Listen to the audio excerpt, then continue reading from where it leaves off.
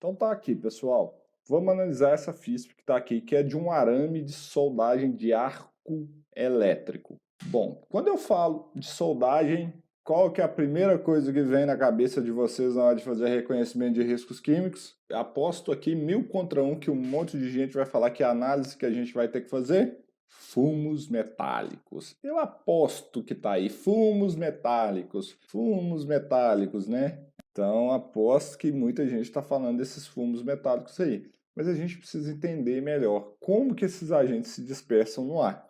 Olha esse arame aqui, é uma soldagem em arco elétrico, que é um arame que tem, e o arame é do tipo aço carbono. Tá aqui, ó.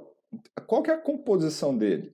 Óxido de titânio, silicatos, silicato de alumínio, calcário, manganês, quartzo e ferro. Então, esses aqui, agentes aí estão aí. Mas como que eu vou saber? Como que esses agentes se dispersam no ar? Vamos pegar a nossa live de ontem. Eu preciso ali entender o processo de soldagem, para que aí eu realmente saiba o que está acontecendo. Então, eu tenho uma soldagem por arco elétrico, ou seja, eu tenho um arco de eletricidade passando no ar que vai causar um aquecimento desse material, ele vai se liquefazer, depois ele vai solidificar e vai gerar alguns fumos desse material. Então aqui está um tipo de FISP de um arame de solda. E o que acontece? Então eu tenho um metal a alta temperatura. Então um metal a alta temperatura, ele vai gerar processos oxidativos. Então aqui esse processo oxidativo, eu vou ter esses materiais que estão aqui, eles vão se oxidando, gerando os fumos metálicos. Então, um risco que eu tenho aqui claramente é o óxido de titânio. Quando ele é aquecido, ele vai gerar pequenas partículas de óxido de titânio no ar. Não tem como eu oxidar mais o titânio, então aí eu tenho exposição a óxido de titânio. Eu tenho aqui silicatos, vixe, mas aqui deu problema. Por quê? Porque deu silicatos. Nos silicatos, eu tenho um número CAS, mas não fala de quê. O que eu posso fazer? Se a gente pegar esse número CAS e, por exemplo, jogar no Google, vamos jogar ele no Google aqui e ver o que é esse silicado. Esse silicato, então, é o silicato de sódio. Então, tá aqui, silicato de sódio. Então, às vezes, a gente tem que pesquisar pelo CAS. Eu tenho silicato de alumínio, que aí eu tenho que verificar algumas propriedades dele, se ele se enquadra, por exemplo, no TLV da CGH do alumínio. Eu tenho calcário, que é carbonato de cálcio, manganês, quartzo e ferro. Só que o detalhe aqui, o que é o ferro? O ferro, ele vai estar porque é um aço carbono. Só que ele vai ser oxidado a óxido de ferro. Ele vai ser oxidado a óxido de ferro. E, consequentemente, eu não vou olhar, não vai ser o ferro. Apesar desse caso aqui estar para o ferro. Mas no meu processo, eu vou gerar óxido de ferro. Manganês, eu vou gerar óxidos de manganês. O calcário vai continuar como calcário, o máximo que ele pode virar é um óxido de cálcio. E aí eu tenho os silicatos de alumínio que continuam como silicato de alumínio, o óxido de titânio também como óxido de titânio. O que é o nosso HO Fácil Web?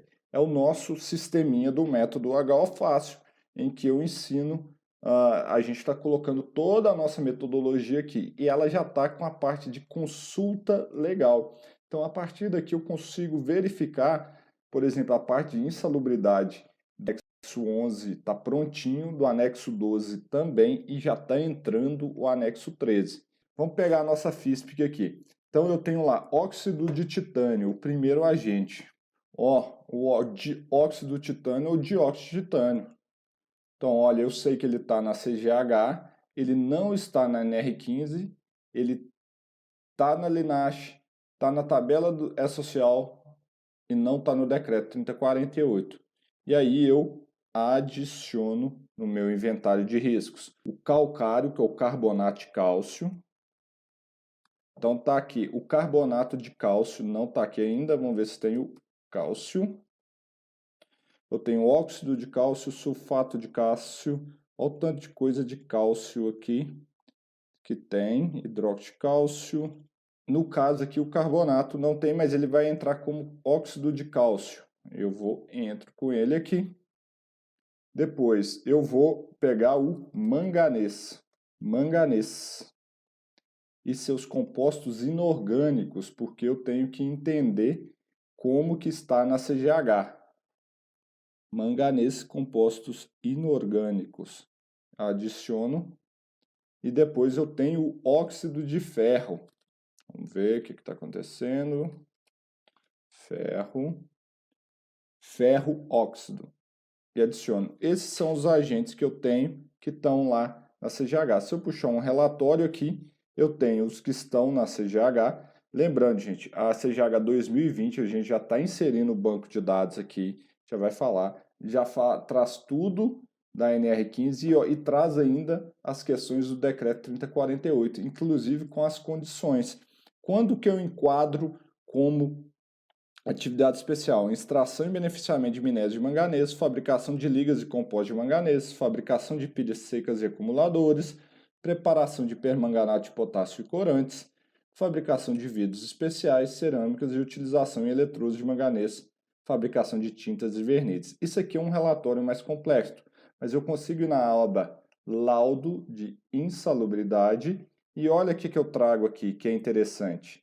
Eu vou mostrar para vocês outras condições, mas é o que eu consigo trazer todos os dados e as questões da insalubridade, tá? Então tem tudo aqui nesse software que a gente está desenvolvendo com o método HO Fácil, em que vocês vão poder fazer todo o inventário de riscos, o inventário de perigos para a nova NR1 e etc. Vocês vão ter toda a consulta legal, buscando todos os agentes, com nosso conhecimento, o meu respaldo, para saber como que vocês vão enquadrar tanto no GRO, que vai entrar aqui, é o próximo laudo que vai entrar também a questão do decreto 3048, um laudo de um LTCAT, tudo separadinho aqui, bonitinho para vocês. Mas o importante que eu queria mostrar para vocês é a importância de saber reconhecer um agente químico. Igual eu falei aqui, você tem que saber o que é o óxido de ferro. O óxido de ferro está lá no ambiente de trabalho, mas na FISP que está como ferro. O manganês, você tem que saber olhar como que ele está na CGH, senão você fica perdido. E tem um detalhe, quando eu estou falando de FISP, aqui é uma soldagem com arco elétrico. Soldagem com arco elétrico gera produção de óxidos nitrosos e ozônio. Então, a gente tem que saber entender isso aqui para não ficar de mãos abanando e se perder no meio dos reconhecimentos de riscos aí.